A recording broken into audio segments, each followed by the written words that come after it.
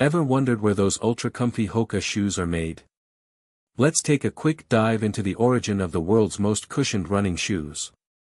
Hoka One One, pronounced Hoka One One, was founded in 2009 by two French trail runners. Their mission? To create shoes that make running easier, especially downhill. Where Hoka shoes are made, So, where are Hoka shoes actually made?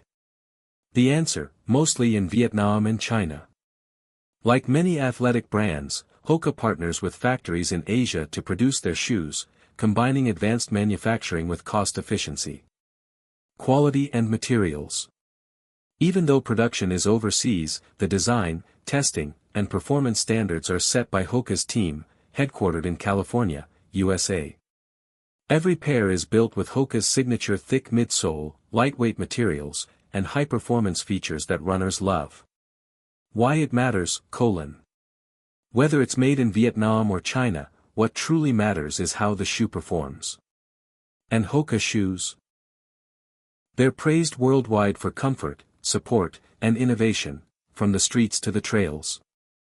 So now you know, Hoka shoes are designed in the USA, made with care in Asia, and trusted by athletes everywhere.